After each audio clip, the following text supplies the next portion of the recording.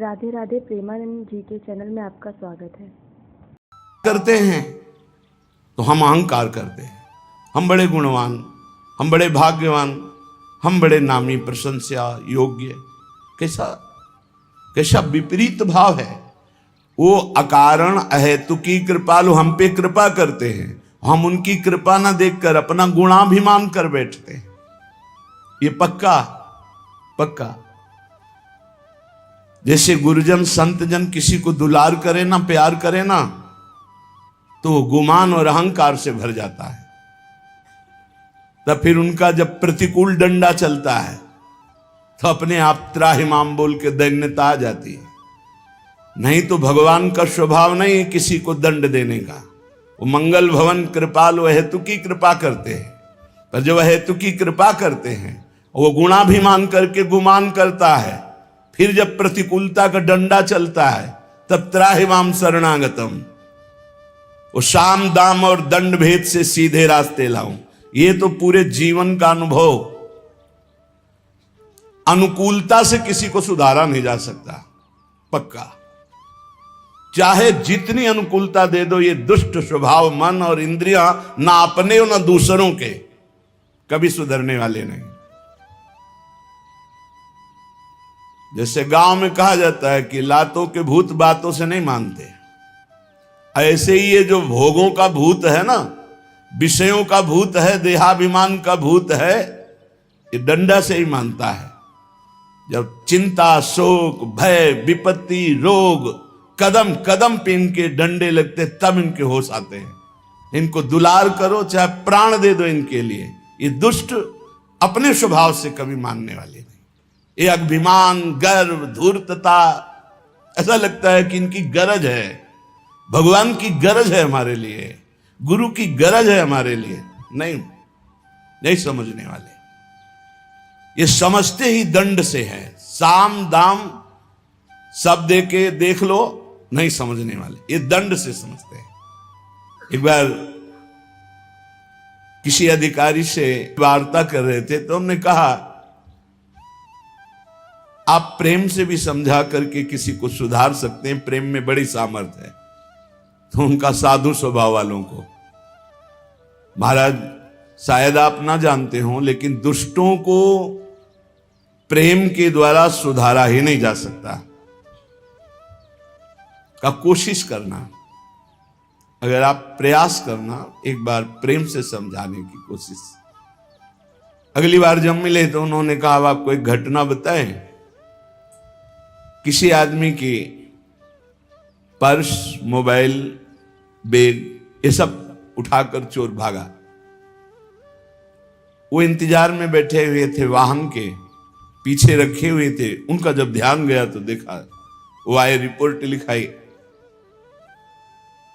वहां तो पता होता है कि इस एरिया के कौन कौन कैसे लोग होते हैं। तत्काल पकड़ के मंगवाया, बैठा लाओ इसको ठंडा पिलाओ।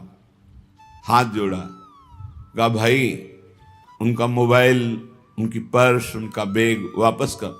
अरे साहब आप कैसे, आप ऐसा कैसे? नहीं, और आप ठंडा पी लीजिए और जो चाहिए खा लीजिए, लेकिन हाथ जोड़ता हूं आप उनकी सामान दे दीजिए। वो बाहरी व्यक्ति हैं, वो जाना चाहते हैं, उनके पास पैसे भी नहीं रह गए। अरे साहब आप ऐसा कैसे करें? जा उठाया डंडा, 10-20 डंडा मारा, बोले अभी ला के देते हैं, अभी ला के देते। तत्काल ला करके दे दिया। वो आके बताया कि महाराज कुछ ऐसे देवता होते हैं जिनकी पूजा ऐसे ही की जाती, तब समझ में आते हैं। तो सही मानो हम लोग ऐसे में ही हैं। हमारे हरि राधा माधव बहुत करुणा करके हेतु की कृपा कर रहे हैं तो हम उनकी गरज समझते हैं। हमारे ऊपर गुरुजन दया कर रहे हैं, चलो भाई तुम्हारा हित हो, तुम्हारा मंगल हो, तुम खुश रहो। वो इसे गरज समझते हैं, अपने को रूपवान गुणवान महिमावान समझते हैं। अरे नष्ट हो जाओगे, नष्ट हो जाओगे। तुम्हें संभालने के लिए केवल नहीं, नष्ट हो जाओगे। आग से खेलोगे तो जल जाओगे। संत महात्मा भगवत कृपा का अनादर करोगे, नष्ट हो जाओगे। वैसे ही माया नष्ट कर रही है। एक है कृपालु, तुम तुम्हार सेवक असुरारी, भगवान और भगवान की भक्ति यदि कृपा कर रहे तो निकल चलो, भोगों से निकल चलो, दोषों से निकल चलो, इनकी मांग मत करो, इनके फसाव में मत फंसो, मान जाओ नहीं तो सड़ोगे। ऐसे ऐसे रोग हैं, ऐसी ऐसी विपत्तियां हैं, ऐसे ऐसे भयानक घटनाएं हैं, विश्व में कोई किसी का साथ नहीं देता। मान लो, प्रार्थना मान लो, ये अहेतु की कृपा से बड़ा शुभ अवसर मिला है भगवत प्राप्ति के लिए। पूज्य श्री भाई जी महाराज कह रहे हैं, वृथा क्यों मानो जन्म गवावे, बेकार में इस शरीर को क्यों नष्ट कर रहे हो, एक एक मिनट खत्म होता चला जा रहा है। क्यों इंद्री भोगन में फसनित, दुख अग्नि में तावे। समझ नहीं पा रहे, बड़ा विचित्र खेल।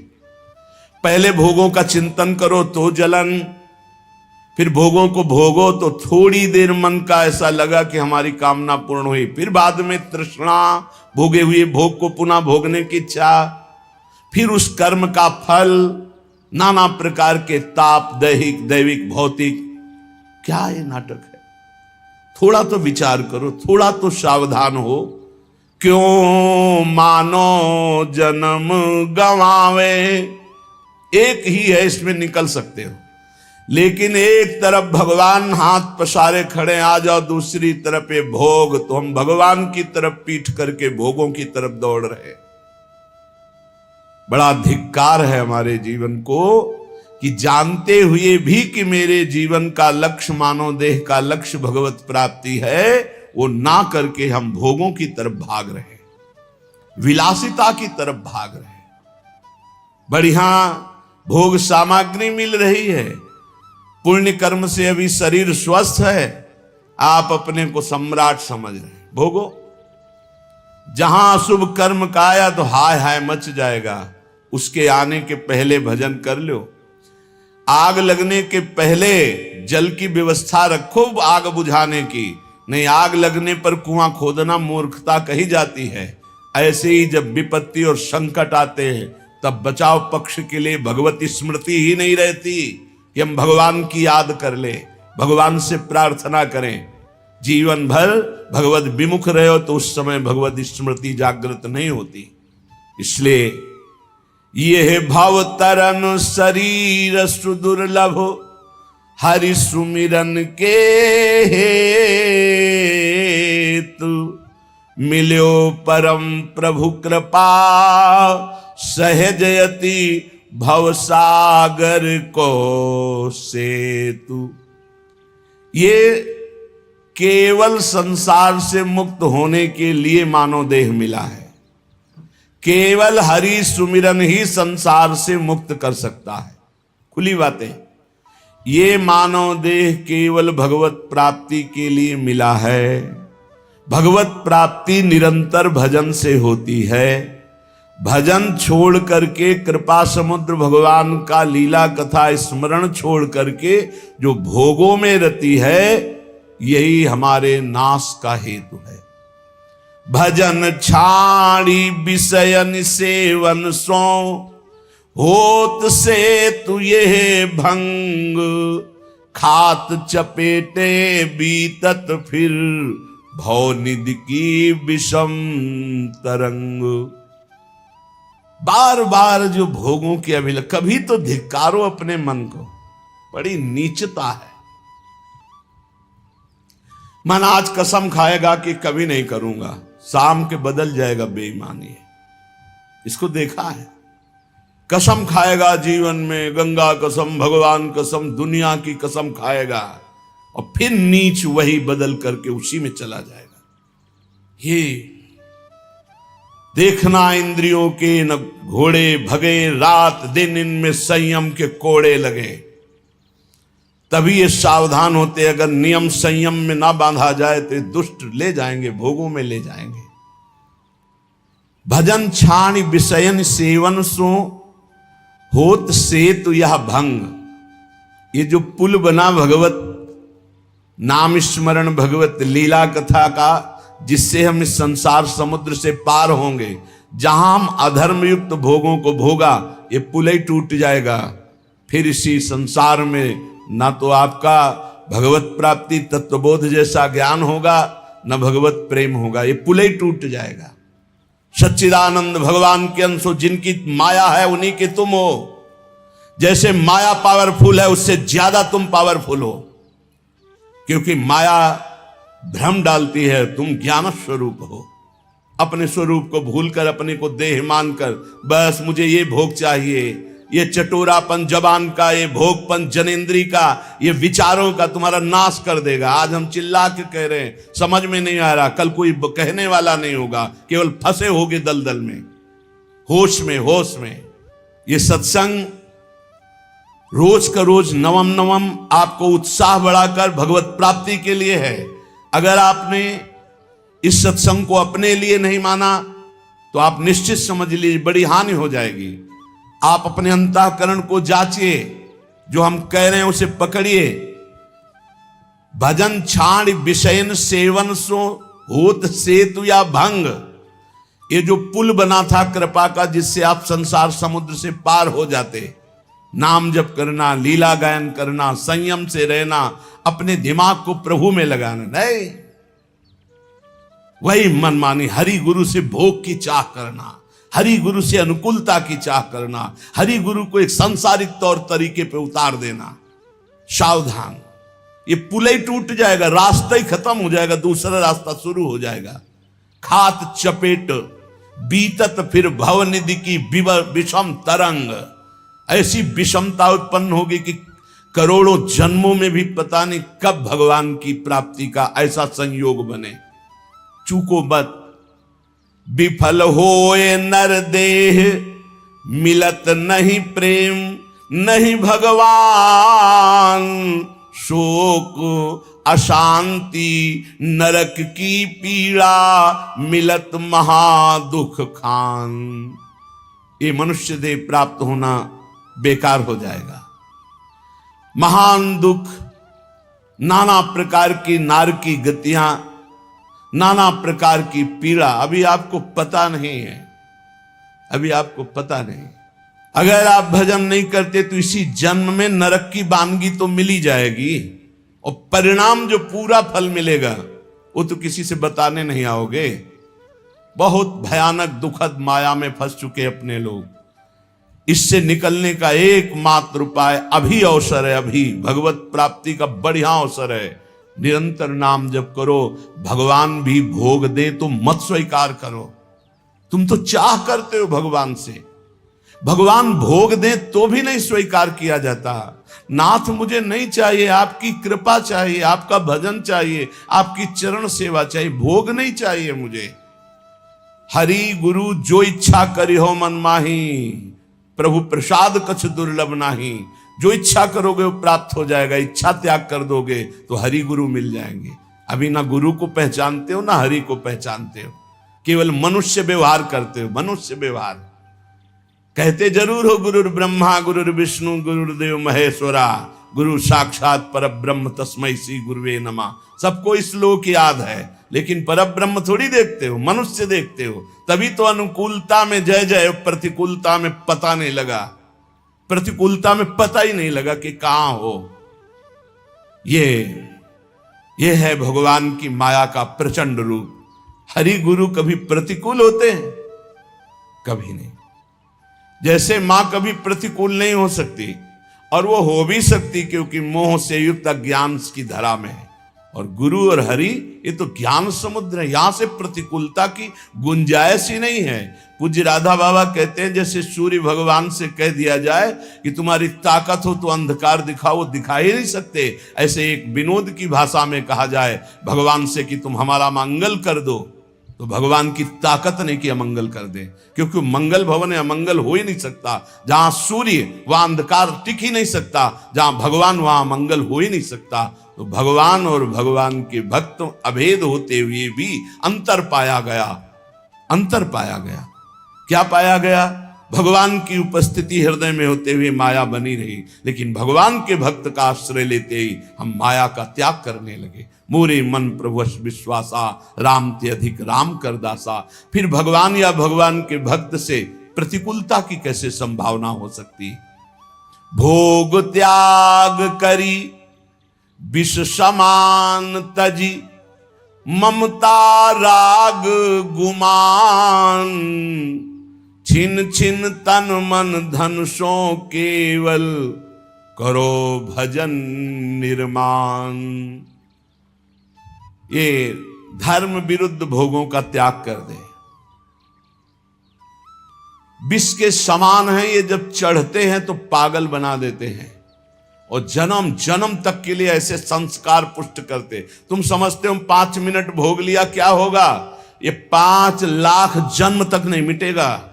5 लाख जन्म तक बार बार ये मैसेज आता रहेगा, आपने भोगा, ये भोगा, अब इसको भोगो और भोगो, जलोगे। इसलिए संत जन कहते हैं विष एक जन्म नष्ट करता है, विषय लाखों करोड़ों जन्म तक नष्ट करते रहते हैं। ये अनुभव का है। आप जब भजन करते तो रोज देखो ना क्या भेजता है मन, क्या फेंकता है, वही विषय वही विषय। लाख इसकी जिद को देखो, लाख इसको भजन में लगा, वही विषय सामने, वही विषय। हार जाता है कमजोर उपासक और फिर विषय सेवन करता है, फिर वो चक्र रुक जाता है, फिर वो पुल टूट जाता है जिससे वो बहुत समुद्र से पार जाना चाहता है। भोग त्याग करी विष समान तजी, ममता राग गुमान। न शरीर से ममता, न शरीर संबंधियों से ममता, और राग किसी से नहीं, क्योंकि द्वेष होता है राग से, और गुमान नहीं। जिन्होंने अपनी भुजाओं को मारा पर्वत चूर हो गए, उनका मिट्टिया मेट हो गए। रहे न रावण सम अभिमानी, हिरणा कश्यप संबरदानी, खान विभव की खान। जगत में कुछ दिन के मेहमान, भजले श्री भगवान। सावधान, ये काल प्रतिपल तुम्हें चबा रहा है, तुम देख नहीं पा रहे हो, बस लीलने की देरी है।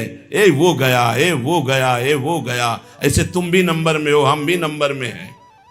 राधा राधा राधा राधा, मानो जन्म सफल या विदिशों, करी जो जन्म बितावे। राग रहित, ममता रहित, गुमान रहित राधा राधा राधा, तो भगवत भगवत प्रेम पाई सुई, असली सुख को पावे। वो भगवान को प्राप्त कर लेता है, भगवत प्रेम प्राप्त कर लेता है और असली सुख में निमग्न हो जाता है। नाम जीवन में परम पद की प्राप्ति की अभिलाषा, समस्त दुखों की निवृत्ति एकमात्र नाम से होती है। नाम जप का ऐसा अभ्यास करो, किसी भी परिस्थिति में ना छूटे और दैन्य रहो। ये जो शरीर है पांच भौतिक शुभ अशुभ कर्मों के मिलान से बना हुआ तुम नहीं हो। इस शरीर को प्राप्त करके यदि गर्व करके सतमार्ग में नहीं चलोगे, छीन लिया जाएगा। ऐसे शरीरों की रचना होगी, न गर्व कर पाओगे, न बोल पाओगे, न कोई पहचान पाएगा तुम्हें। इसलिए असलियत समझ लो। रोज ये डंडा सत्संग का इसीलिए चलता है, होश में हो जाओ। भगवत प्राप्ति करना ही करना है, अब इधर उधर भटकने की कोई भी गुंजाइश नहीं। अगर कदम रखते हो तो ऐसे दूर हो जाओगे, ऐसे दूर हो जाओगे कि दोबारा स्फुरण ही नहीं होगा, इस मार्ग का स्फुरण नहीं होगा। नाम चलता रहा तो बात बन जाएगी। नाम न छूटने पावे, लेकिन नाम जप में प्रीति नहीं। तुम भगवत मार्ग के पथिक हो करके खाली हो, तुम्हारे अंदर पीड़ा नहीं कि तुम्हारा 1 मिनट भगवत विस्मरण से व्यतीत हो रहा है, तुम्हें पीड़ा नहीं। तद स्मरणेन परम व्याकुलतेति। कैसे? हम पद गायन किए, पद गायन करते समय भगवत लीला का गायन कर रहे हैं, फिर रुके, फिर दूसरा कीर्तन शुरू हुआ। उसके बीच में हमने कई बार नाम जप किया। नाम जप नहीं हुआ क्या? व्याकुलता पैदा हो गई। पद गायन के समय हमारा कोई और चिंतन तो नहीं था। आभास मात्र हृदय को जलाने लगता है। क्या जिंदगी, क्या जीवन है, क्या जीवन है, ऐसे लगने लगता। और आप खाली आराम से बैठे हो, और आपका चिंतन कहां है? आपको यह पता नहीं कि आप हो कौन, आपका यह पता नहीं कि आपका कर्तव्य क्या है। रोज चीख चीख के चिल्लाते हैं, एक भी सेकंड खाली रहना ही पाप है। हानि हरिवंश के नाम अंतर पड़े, लाभ हरिवंश उच्चरत बानी। का हनुमंत विपति प्रभु सोई, जब तो सुमिरन भजन न होई। सब शास्त्रों का सार है। खूब भगवत कृपा से बचपन से शास्त्र स्वाध्याय किए, इतने इतने बड़े बॉक्स गुरु आश्रम में आज भी रखे होंगे। सब शास्त्रों का सार पाया है नाम। नाम में अपार सामर्थ्य है, नाम में असीम ज्ञान भरा हुआ है। ये सब करके बोल रहे हैं। नाम, बड़े बड़े गुरु जनों के, महापुरुषों के वचनों को जब देखा, नाम नाम। अब नाम जपने में कर तुम सिद्ध हो क्या कि तुम्हारे नाम चलेगा? अभ्यास, रात दिन अरुचि पूर्वक नाम। रुचि नहीं लग रही तो क्या? औषधि की रुचि ना हो तो क्या हम औषधि नहीं खाते? क्या खाते? हमें रोग मिटाना है। भवरोग की अचूक औषधि नाम। महाप्रभु चैतन्य देव, हमारा जो चित्त मलिन है, ये विषय चिंतन करते हुए विकार युक्त हो गया है। चैतन्य देव कह रहे, चेतो दर्पण मार्जनम भव महा दावाग्नि निर्वापणम श्रेयः कैरव चंद्रिका वितरणम विद्यावधू जीवनम आनंदाम्बुधिवर्धनम प्रतिपदम पूर्णामृतास्वादनम सर्वात्मस्नपनम परम विजयते श्री कृष्ण संकीर्तनम।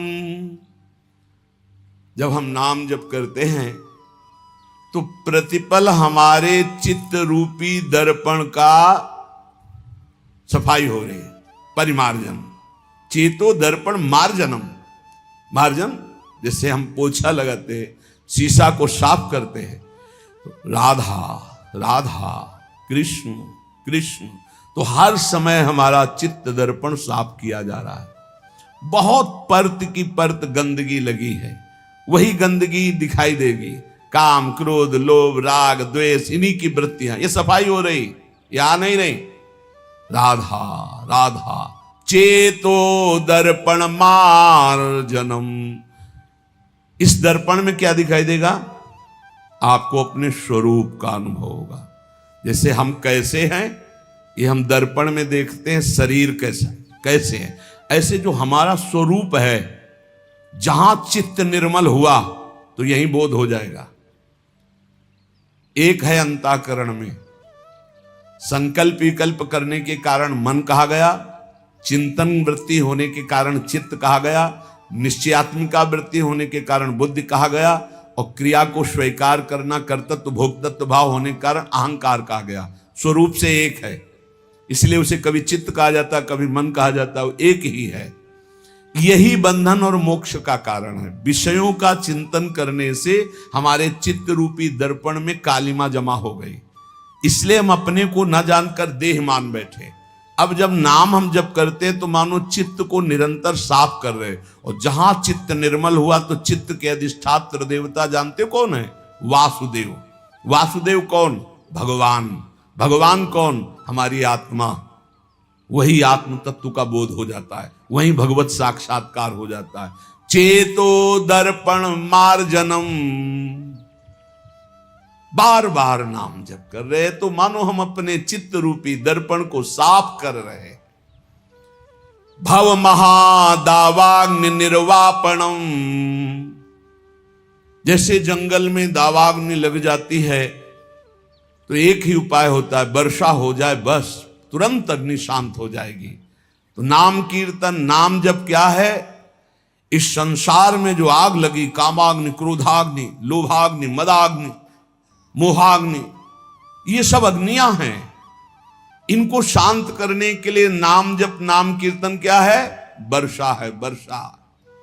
राधा राधा राधा, ये सब शांत होते चले जाएंगे। कभी भी ना अपने मन को प्रसन्न करने के लिए कुछ गलत करे और ना कभी किसी के मन को प्रसन्न करने के लिए कुछ धर्म विरुद्ध करे। ने जीवन भर जलना पड़ेगा। शब्द लिख लो। अपना मन जब गलत मार्ग से सुखी होने की बात करे तो बहुत जलन होती, तो लगता है कर दो यार, शांत हो जाएगा। कभी धोखे में मत फंसना, ये दुष्ट तुम्हारे ऊपर चढ़ बैठेगा, तुम्हारा नाश कर देगा। ऐसे ही कभी किसी के भी मन को खुश करने के लिए कुछ मत करना, नहीं तो मर जाओगे अपने परमार्थ से, मिट जाओगे सतमार्ग से, और तुम्हारी वासना तुम पे हावी होके और भय और वासना दो तुम्हें गुलाम बना लेंगी। ये कागज में लिख लो, ये अनुभव की बात कहता हूं, छाती के अनुभव की बात कहता हूं। महापुरुषों ने, संतों ने जो शास्त्रों में लिखा है वो मन को जोड़ के लिखा है। कैसे अनुभव होता है? तुम्हारे मन में अपने मन को जोड़ दिया, पूरा का पूरा संपूर्ण मन का भाव आ गया, उसी को समझा जाता है। दावाग्नि निर्वापणम, भव दावाग्नि, संसार रूपी दावाग्नि को शीतल जल की तरह शांत करने के लिए नाम जप है, नाम कीर्तन है। महाप्रभु चैतन्य देव कह रहे, श्रेय कैरो चंद्रिका वितरणम। जैसे बढ़िया चांदनी खिलती है तो कुमुदनी खिलना, चंद्रमा की चांदनी को देखकर जैसे कुमुदनी खिलती है, ऐसे श्रेय कैरो, कल्याण रूपी कुमुदनी, परम कल्याण रूपी कुमुदनी के खिलाने के लिए नाम चंद्रमा की चांदनी है। नाम कीर्तन, नाम जप निरंतर महामहिम है। ये नाम चेतो दर्पण मार्जनम, चित्त रूपी दर्पण का मार्जन करने वाला है। भव महादावाग्नि निर्वापणम, संसार अग्नि को शांत करने के लिए शीतल जल है। और मोक्ष, कल्याण, श्रेय, इस कुमुदनी को खिलाने के लिए ये चांदनी। कैरो चंद्रिका वितरणम, और विद्यावधु जीवनम, विद्या जो अविद्या को नष्ट कर दे, वो ज्ञान, वो पराविद्या, उसका जीवन है ये नाम। जो नाम जप करता है उसको जो ज्ञान प्राप्त होता है। ब्रह्मभूता प्रसन्नात्मा न शोचति न कांक्षति, समा सर्वेषु भूतेषु मद भक्तिम लभते पराम। जो परा ज्ञान है, परा भक्ति है, वो नाम से प्रकट होता है। वो वेदांत के श्लोक याद करने से नहीं होता है। वो जितना नाम जप करोगे, जितना भजन करोगे, उतने शुद्ध ज्ञान आएगा। विद्यावधु जीवनम, जो अविद्या का नाश करके स्वरूप बोध करा दे, ऐसी विद्या रूपी वधु का जीवन है नाम। जितना नाम जप करोगे उतना विद्या प्रकाशित होगी, अविद्या नष्ट होती चली जाएगी। आनंदांबुदिवर्धनम प्रतिपदम, आनंद समुद्र को बढ़ाने वाला, पद पद पर पूर्ण अमृत का दान करने वाला। जैसे जैसे नाम जप करोगे आनंद बढ़ेगा। पहले तो जलन बढ़ेगी, जो गलतियां हैं वो मिटेंगी, जो गलतियां हैं वो असहनीय होंगी, जो गलतियां हैं उस पर गुस्सा आएगी। कैसे मेरे से गलती हो रही, कैसे मैं गलत हो रहा हूं, क्या चाहिए मुझे, क्यों मैं भगवान नाम छोड़ करके गलत आचरणों में उतर रहा हूं। नहीं नहीं, वो पहले जलन होगी, पहले आपके अंदर एक तेज पैदा होगा जो आपको इस दलदल से निकालेगा। काम, क्रोध, लोभ, मोह, मद, मत्सर, वो जलन रूपी तेज होगा। फिर आनंदांबुदिवर्धनम प्रतिपदम, एक एक क्षण में आनंद का अनुभव होगा। पहले बीमार जिभ्या है, इसको नाम का स्वाद नहीं मिलता। जैसे पित्त बढ़ा हो तो मिश्री खवाओ तो कड़वी लगती है, और उसी मिश्री को रोज पाओ तो पित्त का समन करके मीठी लगने लगेगी। ऐसे ही राधा नाम सुधा रसम पहले मीठा नहीं लगता, क्योंकि अविद्या रूपी पित्त बढ़ा हुआ है। और जहां खूब नियम से राधा नाम जप करो तो यही अविद्या का नाश करके जब ज्ञान प्रकाशित करेगा, एक एक कदम कदम पे, पल पल पे परमानंद की बाढ़ आने लगती। आनंदांबुदिवर्धनम प्रतिपदम, स्वाद कैसा है? पूर्णामृत स्वादनम, पूर्ण अमृत स्वाद से भरा हुआ। राधा नाम सुधा रसम रसी तुम जिह्वास्तु में विह्वला। प्रवचन नहीं केवल, जबकि देखो एक एक नाम में कितना नशा है, कितना स्वाद है, कितनी मादकता है, कितना उन्माद है, पर कुसंग नहीं। अगर कुसंग करोगे, पापाचरण करोगे तो चलनी में गैया दुहे दोष दैव को दे, हरिगुरु कहो न माने अपनो ही फल। अगर मनमानी आचरण करोगे तो ये राधा नाम सुधा रसम ये समझ में नहीं आएगा कि कहां अमृत रस है। महाप्रभु चैतन्य देव कह रहे पूर्णामृत स्वादनम, नाम क्या है? पूर्ण अमृत का स्वाद। जो देवताओं को अमृत मिला वो तो ऐसा नहीं है जैसा नामामृत है, क्योंकि उसको पी के भी वो कामी है, उस अमृत को पी के भी वो भयभीत है, उसके पीने के भी बाद उनके हृदय में तृष्णा है, ईर्ष्या है, द्वेष है। लेकिन नामामृत पीने के बाद ये सब नष्ट हो जाता है। निर्भय, निश्चिंत, निशोक, राग द्वेष रहित समत्व को प्राप्त महापुरुष, ऐसा नामामृत है। सर्वात्म स्नपनम परम विजयते श्री कृष्ण संकीर्तनम।